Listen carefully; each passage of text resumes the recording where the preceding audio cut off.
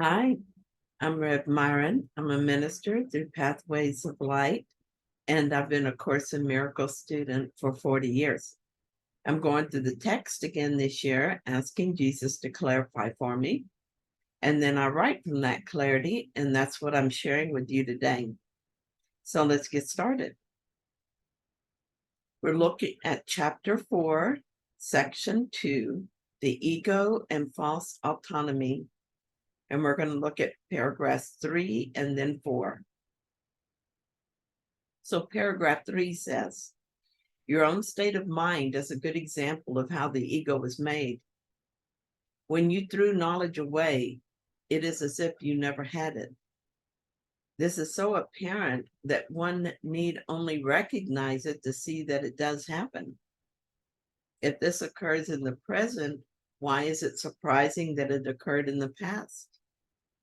Surprise is a reasonable response to the unfamiliar, though hardly to something that occurs with such persistence. Do not forget that the mind need not work that way, even though it does work that way now. I asked Jesus for an example of how I threw knowledge away, and it was as if I'd never had it. I wanted an example that was recent and very clear to me, so that I could be sure I understood this passage. I thought of the day I said I was tired of the food game where I pretended I gained weight because I ate the wrong thing. I said I was ready to know the truth once and for all. I had a moment of brilliant clarity and I knew the truth. It was so clear, I could not imagine that I was ever confused and could not imagine ever being fooled again. Within a couple of days, fear and guilt arose in my mind around this issue and my clarity was gone. I was confused as I ever was and had to start over. But where did the clarity go? It felt like I had forgotten, but how could I forget something that was so crystal clear? In 2 days? How could that be? Am I a victim of my own mind? Is it so slippery that I cannot hold on to something so real and so lucid? Indeed, that is the ego's explanation. I forgot. I cannot do this. It disappeared all on its own. It's not my fault. It's hopeless. But that is not the truth. The truth is that I very deliberately threw it away. This lucidity was not what I really wanted. I wanted it for that moment. I asked for it, but then I changed my mind and I threw it away. Easily done when you realize how much practice I have had. This is exactly what I have done since the beginning of time, literally. After I threw it away, I used fear and guilt, handily made by my mind for this purpose, to demoralize and discourage a return to truth. This is the way my mind works. I decide on a thing and it is mine. I decide against it and it is as if it never existed. My mind is wiped clean of that belief and its effects go with it, because cause and effect are never separate. This is the only way I could possibly keep the dream going. Our saving grace, the reason I can and will wake up from the dream, is that while this is how my mind works to keep the dream alive, it does not have to work this way. Jesus is taking us by the hand and gently, paragraph by paragraph, helping us to see differently, easing us out of our self-imposed confusion. So paragraph 4 says this: think of the love of animals for their offspring and the need they feel to protect them. That is because they regard them as part of themselves. No one dismisses something he considers part of himself. You react to your ego much as God does to his creations, with love, protection, and charity. Your reactions to the self you made are not surprising. In fact, they resemble in many ways how you will one day react to your real creations, which are as timeless as you are. The question is not how you respond to the ego, but what you believe you are. Belief is an ego function, and as long as your origin is open to belief, you're regarding it from the ego viewpoint. When teaching is no longer necessary, you will merely know God. Belief that there is another way of perceiving is the loftiest idea of which ego thinking is capable. That is because it contains a hint of recognition that the ego is not the self. I think that the ego is part of me, just another facet of myself, which is why I'm so reluctant to let it go.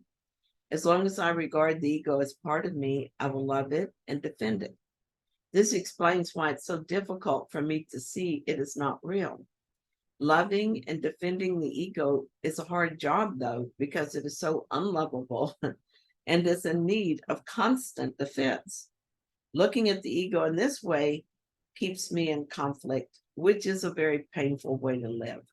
I'm conflicted as I ask the Holy Spirit to heal my mind of ego beliefs, and at the same time, I defend my ego against this healing. Jesus said he would substitute for my ego and that I could entrust my ego and my body to him. When I do this, I am so at ease, at peace, and so happy. But I notice that in spite of the joy this gives me, I return to listening to the ego instead. I do this over and over during the day. Jesus has told me that he teaches through contrast, and oh my goodness, but this is very apparent as I see the difference between listening to the Holy Spirit as opposed to listening to the ego. I listen to the Holy Spirit as he interprets my world, and I am peaceful and happy. I listen to the ego as it interprets the world, and I am suspicious and defensive. Why on earth would I continue to choose the ego as my guide? Jesus says I do this because I think of the ego as part of me, so I'm protective of it. This will continue as long as I think that what I am is open to belief.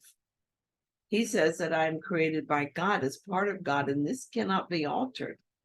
I believe I did alter myself when I made the ego to take the place of God's creation. I think that believing this to be true makes it true, and clearly this is insane. I know a little about insanity.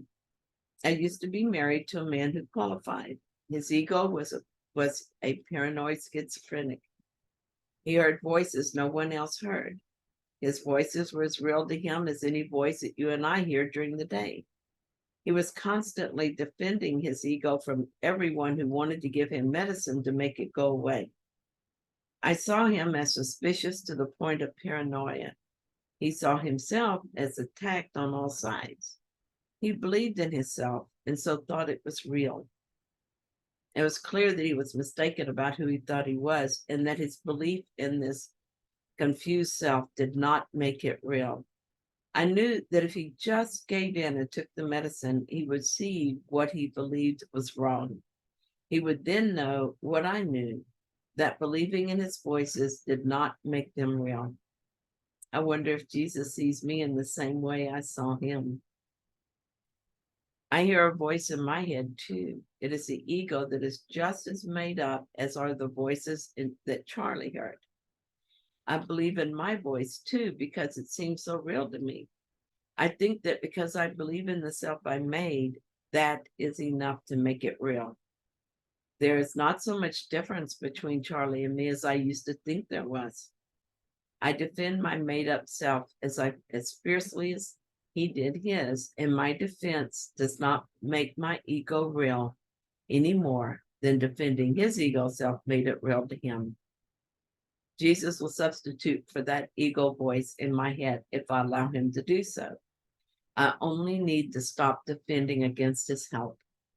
Charlie would have made the voices go away with medicine if only he had questioned his belief in them enough to allow himself to take the pills.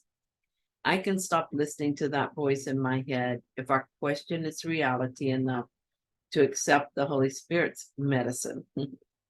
There's an alternative voice in my mind that will heal the confusion I live with all the time. It will return me to sanity and to reality. It has already started to do that, and I'm very grateful. Thank you so much for sharing this reading with me. I hope you found it helpful. If you did, then please like it. And if you haven't yet, please subscribe. And I'll be back tomorrow with another reading. See you then.